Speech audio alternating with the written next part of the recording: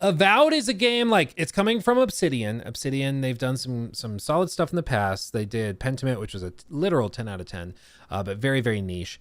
And they also did Outer Worlds, which was like good, not great, but good. Just a fun foray into space with kind of a Fallout theme sort of vibe, I guess you could say. But they make solid games, and they specialize in RPGs and stuff.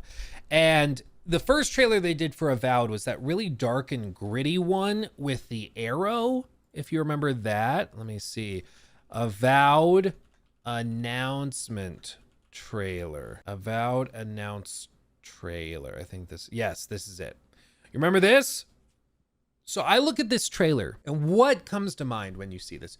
I think of like super dark and gritty fantasy. Or I see this and I think of like, you know, The Witcher type of fantasy. Like I just think of it as dark, violent. Like, look at that. Oh, it's like, that's awesome. The magic also at play here. It looks haunting. And then the underground civilization, implying, you know, that there's many secrets within this world. And then you see this kind of step forward. You see the player character come out. It's still very dark. And there's some big monster through that cavern that you're going to fight. And you're here for it. So this set the tone for Avowed. People saw that and were like, okay. Dark and gritty fantasy from Obsidian. Bring it on.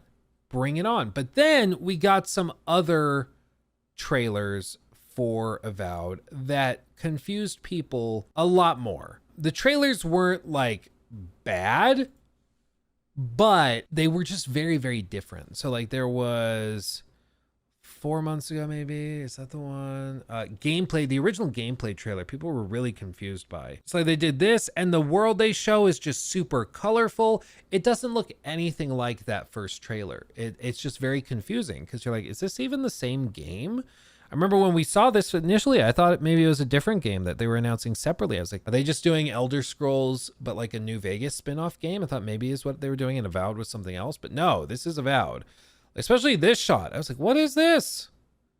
This doesn't look anything like what we saw before. And like, if it was framed like that initially, it probably wouldn't be that big of an issue, but like, really was not at all what I was expecting, personally. So it just goes to show you, it's really important to set that tone properly right off the bat. Otherwise, people are going to expect that tone in the future, and when they don't get it, they're going to be disappointed. Even though the game hasn't changed, it's just their perception of the game has changed. But anyway, let's see what she has to say about new information.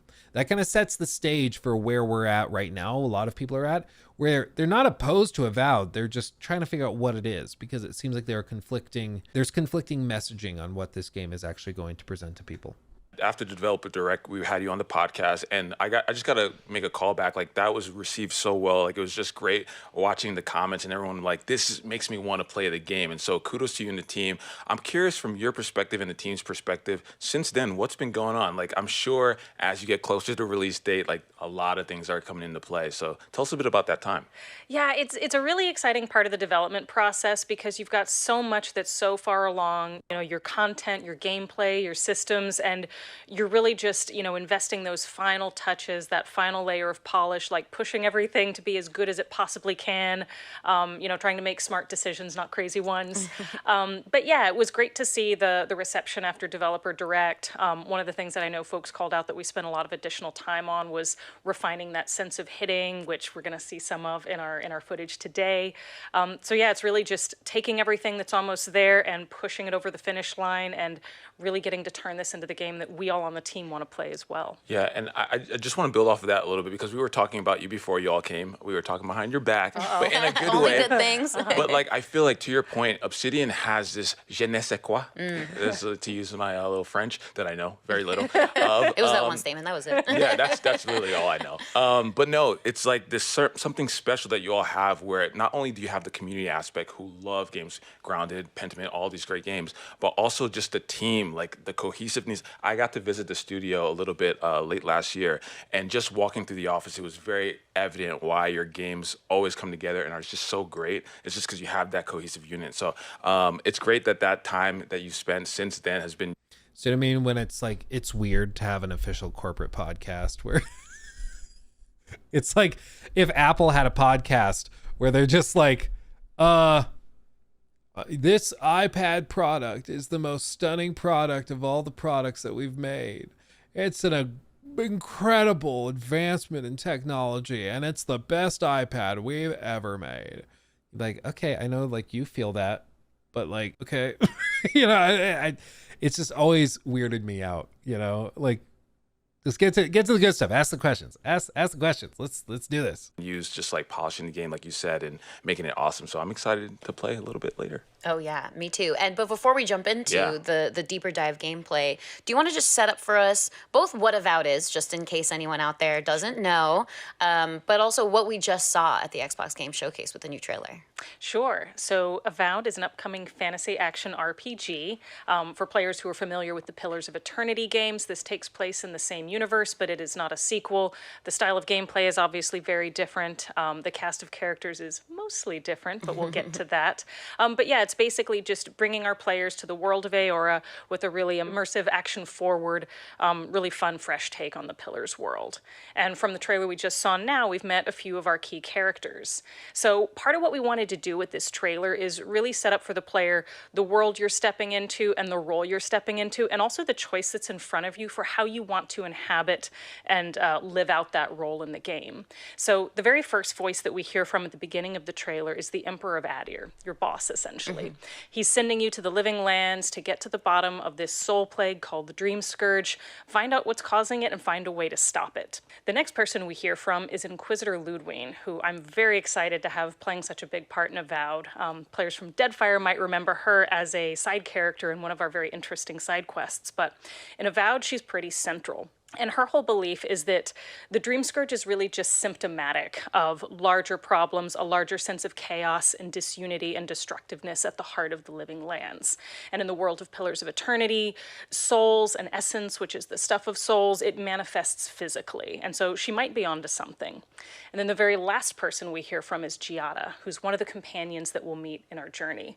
And she's taking a different perspective. She's saying this chaos is part of who we are. It's part of what makes the living lands special. Don't try to tame it. Don't try to end it. Embrace it and cherish it and kind of nurture and tend to it. So again, what that really sets up for the player is this is a big world. It's got adventure and danger, and it's also got a lot of choices to make. And it's going to be up to you to decide, you know, what it means to be the envoy of Adir in the living lands and what it means to set things right in this place. Okay, I'm tracking. I think as a premise that works, makes sense. It's open-ended. It's important for RPGs, especially when they're going to leave things very open-ended. It's very important to have a premise that's not overly restrictive. So like the age-old example I point to a lot is like Fallout 4. You don't want a premise like Fallout 4 because if you're taking the story of Fallout 4 seriously, you would never go out exploring the world, right? Which is like one of the key things that Fallout 4 is really good at. It's the open world adventuring. But if you're taking the story seriously, your son has been kidnapped. Your baby son has been kidnapped. And if you're role playing it seriously, you would do anything and everything to find your son. And so you're going to do nothing other than trying to find him. Maybe when you discover that he's actually an old man now, maybe then you break and then you go and explore. But that's relatively further along in the story.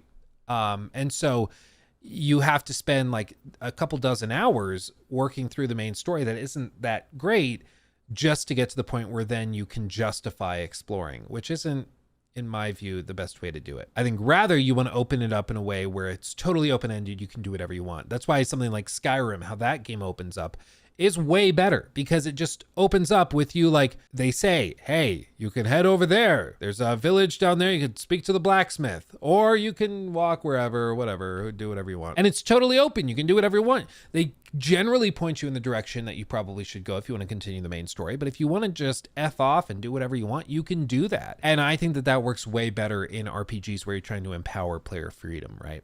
I think that works way better. And so for this, it sounds like, okay, you're being tasked with a mission to cure the plague that is effectively haunting this land, but you also have companions and stuff that are maybe telling you, maybe we shouldn't mess with it, presumably allowing you to just not mess with it at all and just kind of leave the main story on the sidelines, which is kind of cool. So to your point, that kind of like obsidian formula, that 100%. player choice, and some of that moral intrigue too. Like, what decisions are you going to make in a moment by moment? Yeah, and I think that's what players, as you said, like that's what players really want. Like they want to feel like they have some agency.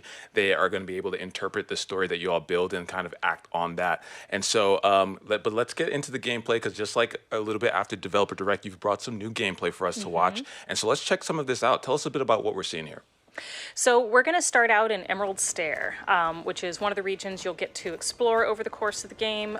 We're not too far along, but we have here a lovely nighttime scene. I think this region... Okay, looking at this, I think this graphic, obviously there's like a very strong art style. They love their mushrooms, as you can tell. It's funny, a lot of games will have like a plant or a fungi or something that is the thing that they use everywhere. And in this game, it seems to be mushrooms, which is just kind of funny. Some games recently, it's been like purple crystals. They'll just put purple crystals everywhere, and once you see it, you can never unsee it. In this game, it seems to be mushrooms, which is fine. It's whatever. I don't care. It's funny. Once you notice it, you can't unnotice it. But this looks pretty. It's not going to be like on the level of, say, Dragon Age Veilguard. It's not going to be on the same level as like probably Fable, which seems to really crank in the graphical dial. But graphics aren't everything, as we've heard. Graphics aren't everything. In particular, looks fantastic at night. Not Very only because, stunning. Yeah, thank you. What did I tell you about mushrooms? Mushrooms, baby. Now they fight. And here we have some Sporlings attacking Yatsley, who is going to be one of our other companions. And you were charging up like your bow and arrow there, and then you're also kind of trying to slice your way through what looks like some very thick top-heavy swirling armor here. And you're right, we are struggling a little bit. Yeah, they're giving you a run for your money here. Yeah. I'm sorry, this FOV is so tight. It's like giving me motion sickness just trying to look at it. One of the complaints they had before from the previous gameplay reveal that we pulled up, one of the complaints from this trailer was that the slashing of weapons felt, people were complaining that it felt like the weapon slashes and stuff weren't actually connecting. It felt very lightweight and floaty. And it seems like they have done work in the last few months to actually improve that. They've actually made changes to make it so when you swing, it actually stops and has a little bit more resistance to it. You might be able to see here with the slash. Come on, slash that weapon. Yeah, like here you can kind of see the weapon just kind of glides past. It's a small note. It seems maybe they might have slightly overcompensated, because it seems like now, at least with these mushroom sporling dudes, it feels like you slam it, it's just like a club, even though it's a sword. But We'll fix that. So Okay. part of the problem is we've just... real quick, thank you, Wolfers, or Wolf, the Wolf. Thank you. I don't know where I got Wolfers. Thank you, the Wolf and G117 for subbing over on Twitch. Thank you, my friends. Appreciate you. transitioned out of an earlier region, and so we haven't upgraded our gear yet. So if we look like we're struggling against these little mushroom guys, it's because we haven't upgraded our weapons so that they're really up to par with the enemies we're gonna face here. So there's a lot of hacking and whacking, but we'll fix that in short order. Oh, fantastic. People, I was about to lose my wits. This is what we call a furry test, where we get to keep a close eye on chat, and based on your reactions, we can do some cleanup. So everybody on your best behavior. Okay? You wouldn't happen to have a ladder on hand, would you? So this is still fairly early into the game too, the setting of Emerald Stair. Yeah. Nice. And then we have Yatsley. Yeah, she's a wizard. She's very fun. She's a little risque in a way that I think makes her a lot of fun to talk to. She's got... Okay, hold on. I want to look at this. So there's a symbol behind my fat face. Here we go. There's a symbol. This looks like an aristocrat. Maybe it's like flirtatious. If you're trying to flatter me, it's working. And then there's a big bicep arm. It's true. You should touch my abdominal muscles. They ripple. So it seems like they've actually kept some of the funny dialogue from previous games they've done. That's good. I like to see that. Got some very good banters with the other companions. But yeah, she's just a little lightning ball of a lot of personality. Yeah. And you so, see the options yeah. here, by the way. Also, one of the great things about your game is, of course, dialogue options. Tell us a little bit about how that's playing here. So you noticed with a couple of those that we had a little symbol at the front of those options. So as this is an Obsidian game, some of the options available to you are dictated by choices you make at character creation, choices you make as you level up your character. So some of them are tied to specific attributes. Some of them are tied to specific backgrounds that you choose at the beginning of the game. And a lot of those will really, in different cases, either add some different flavor, personality, or possibly a different outcome to that conversation. Here, we're really getting to know her as a character, and so, we're just kind of choosing the tonal direction of this conversation. Yeah, She's a little, She says you're tall, striking, and well-toned. It is like she's flirting with us. She is. What would happen if we pass the conversation check for the flirtation option, which I assume is this first one? Yeah.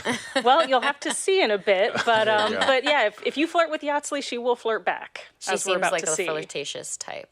If you keep encouraging her, she's going to climb you. Careful, darling. I already have a lover. A good Okay, she sounds like Miss McGonagall or whatever from Harry Potter, and now I'm never going to be able to unhear it. Just imagining her as like a furry, I don't even know what animal this is inspired by, but I can never unhear it. one, skilled with his hands. He always carries a ladder. She rebuked me. Oh no. Well, you know what? Maybe keep trying. But Dialogue no. check. Yeah. Yeah. But no, like visually speaking, like I think this is the first time you all are also showing like gameplay at night, right? Yeah, so we do have a dynamic time of day, and Okay. our I didn't think I knew environments. that. Yeah, nice. Yeah, have some very lovely looks at different times of day. We've definitely shown a lot of daytime footage. We've shown some golden hour footage, but again, Emerald Stair looks really stunning at night. Yeah. It's very colorful, very lush. We've got all the fungi, and then one thing we're going to see as we come over the hill here is all of this equipment that the animancers of the town of Fior have made, and so animancing Go back and show the city. in the world of Pillars of Eternity is basically soul science. It's about studying and manipulating the world of seriously. Pillars of Eternity. Animancers Like that city shot is that's the money shot right there. You gotta show that. That's epic. Don't cut away. Like that looks really good. That looks really good. Whenever you see one of these vista shots, it's important to be able to identify little points of interest. Like you can see the lighthouse. It's like, okay, I want to go there. That gives you a destination to keep in your mind. There's also this little like statue over here or something. There's these houses with lights on them leading down these pathways. Each of these things is sort of welcoming the player to them. And you won't even necessarily consciously recognize that you're logging that away in your head that you want to go there. You might actually say, oh, I want to go to the lighthouse. But these other little things that you spot are very important. Like they got to frame those the right way. And so this is beautiful. I love this. animancers of the town of Fior have made. And so animancy in the world of Pillars of Eternity is basically soul science. It's about studying and manipulating the essence. Oh, also, Ilar, thank you for subbing with tier 1 over on Twitch as well. Thank you, my friend. Appreciate you. And also for the 100 bits. Thank you, my friend. That makes up souls and the essence that is ambient in the ether. Quite controversial in the world. Yes, it is, which is something we get into in this region. But yeah, so this is a little enclave of animancers who are kind of free to study, outside of the, the watchful eye of any larger authority here in the Living Lands. But yeah, what it means aesthetically is they have this really lovely equipment with this wonderful purple glow that just looks great at this time of evening. Yeah, 100%. And so they are also impacted by the dream scourge as well. They this are, area. yes. They've discovered something wrong in the ether, and you're coming here to sort of see what the animancers have figured out. All right, and now I'm looking at this. It looks like we're heading into the party camp. Can you tell us a little bit about what this area is and its significance for the player? Yeah, so Party Camp is one of my favorite spaces in the game. It's both your narrative hub and also your upgrade hub. We can see here, I'll just call Third person, out. yeah. Yes, we do have Yeah. third person. A lot of the footage we're going to see today is in first person, but we do have a third person option for players who prefer it. But yeah, in Party Camp, that's where you'll get to know your companions great. better. You can kind of get to know their backstories and sort of, get to know them better as individuals. You can also hear them getting to know one another through their banters at camp, which is always super fun to eavesdrop on. And it's also where we can upgrade our gear. Okay, physical damage, stuns, stamina costs, crit chance, and then different upgrades. 3 tiers of each. Common, fine, exceptional, legendary. Yeah, I mean, it seems pretty robust in terms of gear. So we've got our party stash where we can stow a lot of extra equipment. We've got our upgrade screens. And here's where we're taking some of our older gear that we picked up in the previous region, and we're going to upgrade it so that we're better equipped to fight the enemies here. Yeah, sporlings. Yeah, Exactly. we're coming back. Oh, We're yeah. gonna be way better. But I want to touch back on what you said around the banter around with your companions. I've always found that like in those kind of camp areas in games, just in general, like that's where I love. Yeah. And I love that you all are including banter between the other Companions as well, companions yeah. because that makes it feel more alive. Like you're just listening to the banter. But is there conflict between some of the companions? Yeah, they their have different dynamics? takes on the Yeah. dream scourge and like what you should do with it. Yeah. Exactly. So what can we expect to hear when we're listening, eavesdropping in on the banter? So you'll hear a lot of different things. One thing we really wanted to create with Party Camp was this sense that, you're adventuring and exploring together through this big wilderness, all of these different landscapes. And Party Camp is this quiet space where you can all kind of huddle together, share a moment of respite. And, the pace and the tone of everything is a lot slower and quieter. Kind of like Baldur's Gate. I like that. That's good. So some of the banter is going to be kind of quirky and fun as these characters get to know each other and kind of dig into their different personalities, their different eccentricities. Some of it's going to be a little more somber as they, kind of reflect on different events that y'all have seen, different things y'all have gone through together. And then, yes, as you get to harder decisions in the game, there are going to be moments of conflict where they disagree on what the right course forward is, or they disagree on maybe actions that you've taken up to this point, and they're kind of hashing it out with one another. So it's really just where these characters get to come to life a lot more. So you're going to be judged the whole time. Good. No. Because I'm a controversial king. We're going to be picking some controversial decisions, so I love to see that. I love that kind of banter too, because I know in my heart the decisions I want to make, but absolutely the more connected I get to certain companions or characters, they can totally influence by their judgment, that's their a good point. cool judgment. Yeah, so I'll Yeah. sometimes, start to actually take that into account. I love the party camp moments, sitting by a campfire, and certainly getting stronger. Yeah. Which Yeah. my understanding is we're picking up some, not just upgrading some of our weapons, but also picking up some new skills, which you can do. Attributes. So might, constitution, dex, perception, intelligence, and resolve. Okay. Pretty standard. Nothing crazy or weird. Different carry weight, scaling, poison and bleed resistances, crit hit chance. Ooh, crits are tied to perception. Interesting. Okay. So there's some interesting little things going on there. And then this is background selection nobles. So that's what they chose. That's what that symbol was for. In this party camp kind of downtime too. Yeah, so you can upgrade your skills and abilities anywhere as you level up throughout the course of the game. That's one of the things we're doing right now. So on certain level up milestones, we'll get to upgrade our attributes, which we just did. And on every level up milestone, we'll get to pick a new ability. So in this playthrough, it seems like we've got a couple points sitting in reserve. So we're spending these on different abilities in our different trees. And one of the really fun things about the way these are set up is you can really mix and match freely between them. So if you want to be all wizard, you can, build entirely throughout that skill tree.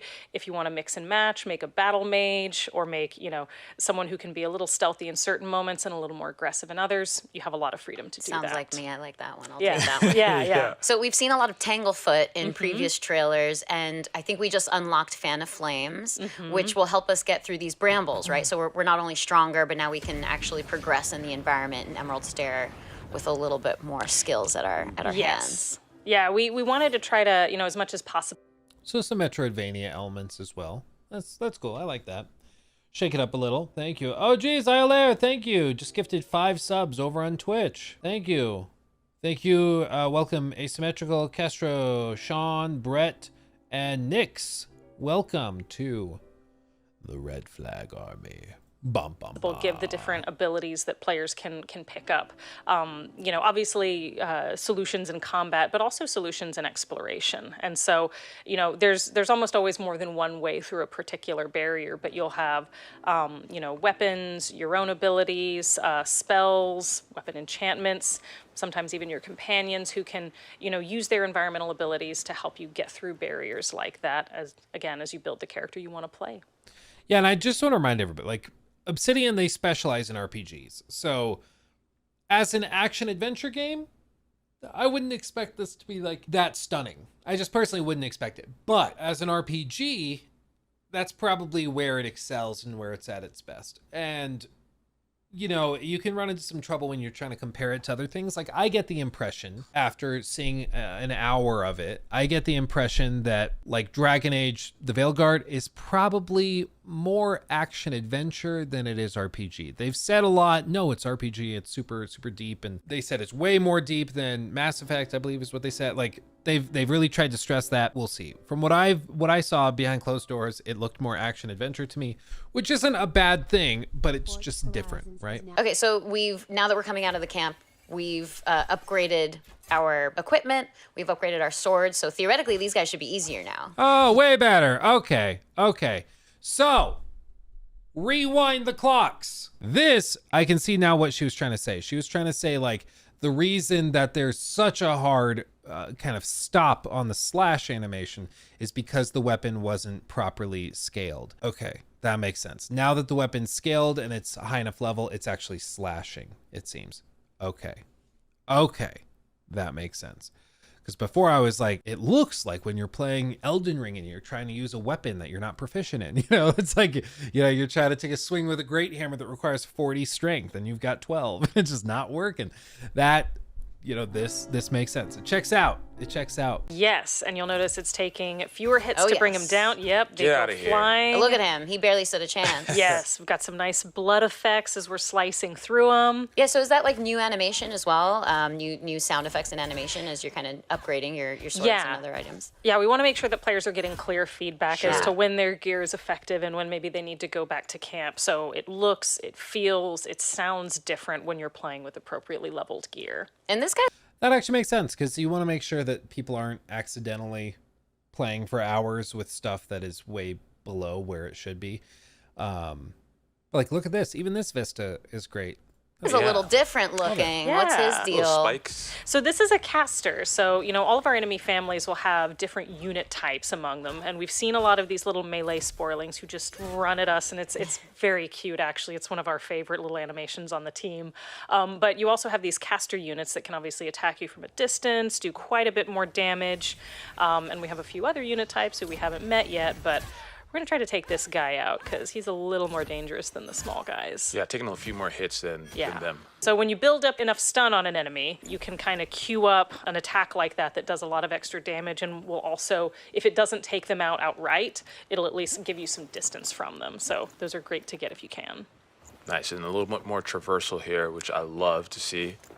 Adds that verticality that we love. That allows players to, I guess, discover new things in the game and maybe some hidden things. Exactly. Yeah, it's a very fun mechanic to be able to build content around because, like you said, you can really reward your curious players by hiding a lot of secrets, a lot of fun, a lot of storytelling, and nooks and crannies throughout the levels. And we did just pick up that godless vase, so Yes. we've got our item that Yatzli's been asking us for. Yes. So can you remind us too, as we're looks like we're approaching her now, actually. So what we're kind of exchanging here.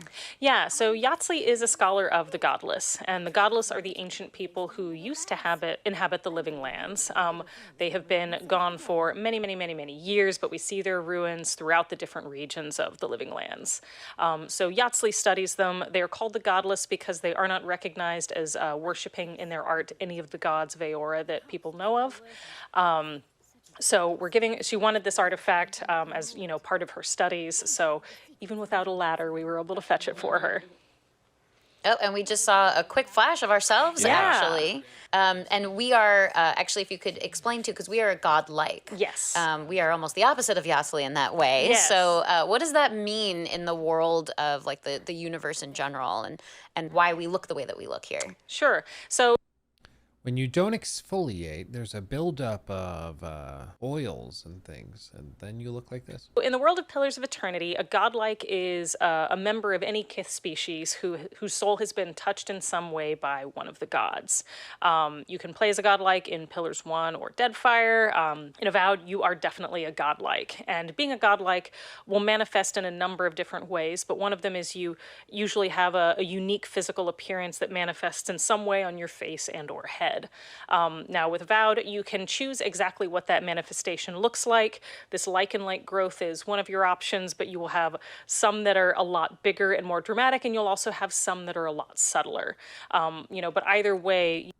I like that there are options because this one looks mad stupid. You have a connection. So I'm glad there's more options that are more subtle. Either go for it and have like a full cowl of spore-like stuff, just look like a straight up like clicker from The Last of Us. Go for that, or just like do a little beauty mark. Do it that way. And then Mac Tie Guy, thank you for the super chat, my friend. Appreciate you. To one of the gods. The thing that's unique about you is you don't know which one. And most godlikes of Aora, it's very well known, which god they share a lineage with. For you, it is a mystery, and that's one of the things you'll get to explore in your journey through Avowed. Yeah, and I love the customization because I think just generally speaking, people love to customize the character they want. So maybe again, like you go a little bit more obvious here, or maybe you go a little subtle. Mm-hmm. Are we going to see like players or not players, but like other people in the world like reacting to sort of your godlike appearance? You will, because it is very unique, and there aren't many godlikes left in the world of Aora. So you're doubly unique in this case. Oh, nice. Oh. I'm going to be showing it off and be like, yeah I'm a godlike. All right. So treat me as such. Mm-hmm. Well, so some people think that's very cool. Some people think it's very spooky. So, different cultures and individuals have different ways of relating to godlike. So you might get you'll get a number of reactions. And that's the thing is that godlike. Just walking into town, they see that character's face. Ew! Gross! Stinky! Get away! Gross! I hope we see somebody like that. That's what I want. Are quite rare, so they are kind of intrigued by it when they see you and they recognize that you are different. Correct. Yes. Yeah. Now Yatsley is sending us somewhere else, right? So we've gotten her vase. She's going to return to her studies. She will join our party at some point, but not right away. Okay. Yeah. So this is a quest that takes place along the Crit Path and Emerald Stair. So you can tell we're still in the same overall region. So we're working with one of the animancers in the town of Fior, and he's going to help us He's going to try to help us diagnose what's going on with the living lands. But in order to do that, he needs the heart of an Adragon. And an Adragon is essentially a nymph with sort of the skin and appearance of Adra, and he needs the heart for the essence that it contains. So he's sent us into this glade to go retrieve this heart. This glade is inhabited by a bunch of Delamgon who, as you can see, are a lot more dangerous and a lot more aggressive than the Sporlings we encountered. Delamgon in the World of Pillars are fairly territorial, so we're kind of bringing this on ourselves. He did warn us that they wouldn't take kindly to us just marching through their territory, and we might have an easier time of it if we can avoid conflict, but conflict's also fun, so in this case, we're just, swinging our sword and going on in. And you're right about them being a little bit harder to take down. We are definitely having to utilize everything. I'm sorry. It's stupid. He's like, yeah, you're right about that. Wouldn't it be so funny if she was wrong? Like if he's telling the game director, well, you're wrong about that. This looks horrible. I know it's funny. It's like when a guy is revealing their new product for Apple or something. And it's like, it's the best iPhone we've ever made. Like, yeah, I'd hope so. It's new. Better be. Like, duh. In our arsenal here to take them down. Yes. And you're seeing a few different unit types here. We've also got casters. These have some very long kind of whippy arms that they can get us at a medium distance with and a little area of effect attack. But they do eventually go down. But like you said, it takes more work. Yeah. Now we're approaching what I'm assuming is a very special character. Can you tell us a little bit about? Yeah, so this is the Delamgon Queen. She has the Adragon heart, and I'm sure she'll be super cool with how we just mowed through her followers. What could go wrong? We had to do what we had to do, right? Yeah, but hopefully she's queen of no one now. Right. That's right. We'll take everyone out, right? Oh, let's see what she says. But wait, no. Yep, she can sense what we've done, and she's not happy about it. So many of my kin are dead by your hand. The time for words has... Can you get to her without killing any of her kin? And will that change the options? Or do you have to kill her kin to get to her?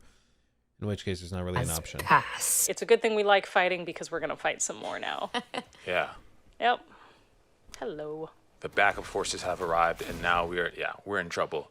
But we're going to leave that a little mystery, right? I'm assuming. I don't want to Yes, give yes. everything away. So what are we looking at here? This is us kind of respecing kind of how our character plays, right? Yes. So if you find that you want to try out a new suite of abilities, if you want to approach a particular piece of content like this one in a different way, you can respec. And you might have seen popping up at the beginning of the screen here, there is a cost to doing so, but if you're willing to pay it, you can try out a whole new set of abilities. So what we're doing now is we're speccing into a lot of ranger related abilities, and I think a couple wizard ones as well. So the most important one of these is Shadowing Beyond, which is a level 5 ranger ability. And what that does is it gives us the ability to essentially kind of open up a rift in the here, which is the physical world, and travel through the beyond, which is kind of the invisible spiritual world, in order to move through the environment. So Sweet. what this means is that as long as we don't engage them, these characters can't see us. And as long as we keep our essence meter up, this ability will remain active. So this one is constantly draining our essence, which is the soul energy that we use to power our special abilities and our spells. You can see we're passing some cover grass as well, so if we wanted to be a little more conservative with our power usage, we could duck into that grass, kind of watch the patrols, and avoid using this ability quite as much. But in this case, we're going to use it to get to this little safe nook right here. So if you're an expert stealther, you could possibly do this section in stealth without that ability. Just If with the you're good, grass, just just yeah. sneak it cover of around. the grass. Challenge yeah. accepted, right? Yeah. Yeah, Yeah. we're re-upping on our potions so that Yeah, we can health build up and that essence. essence. Yeah. Exactly.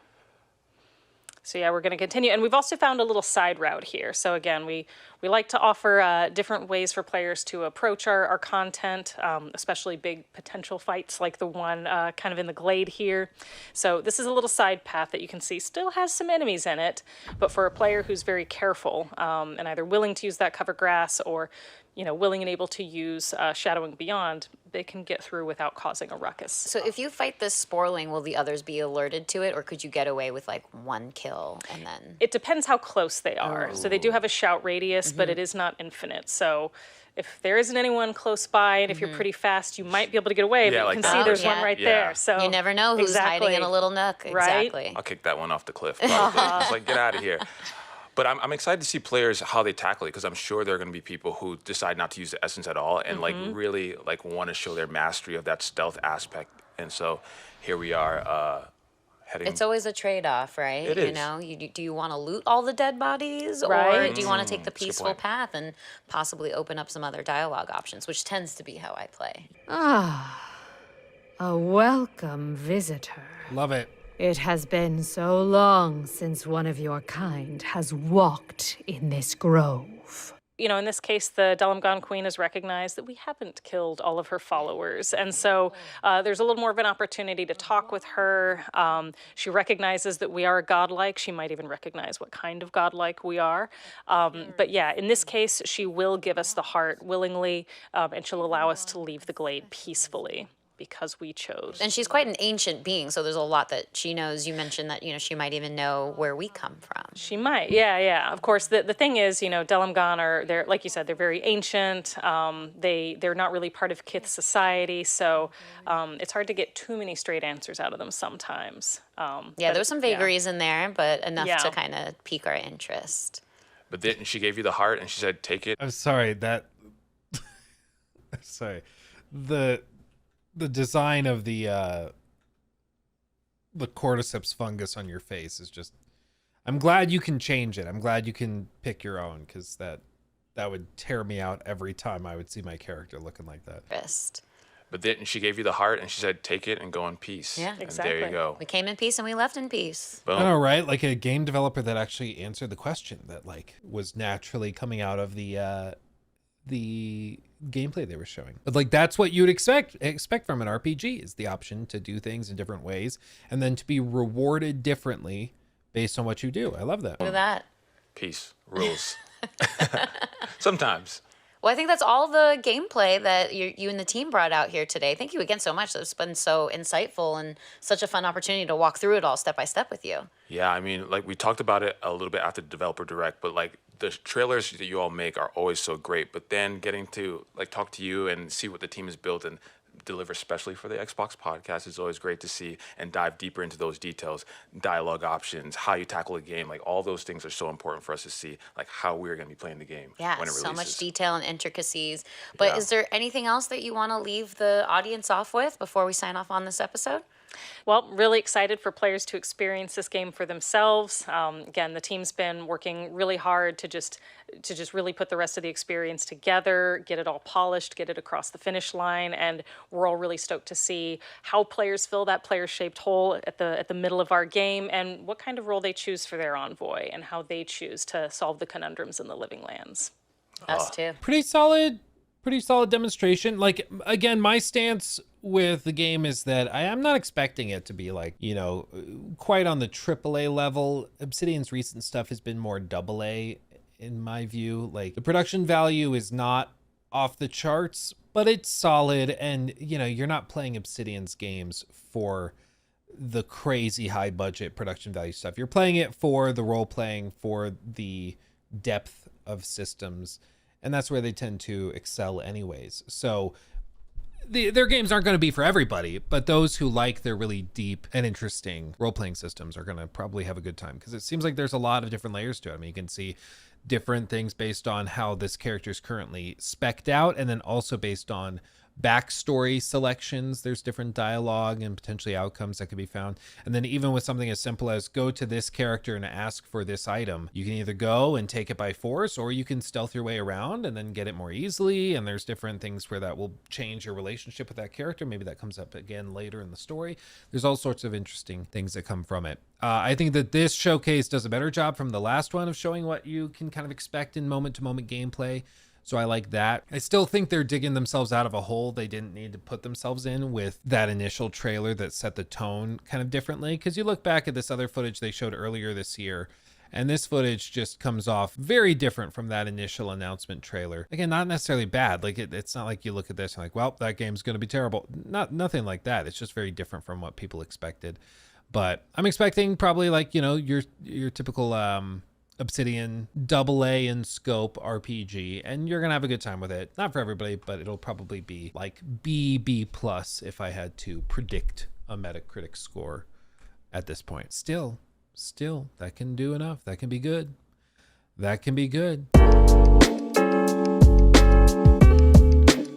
He took my thing.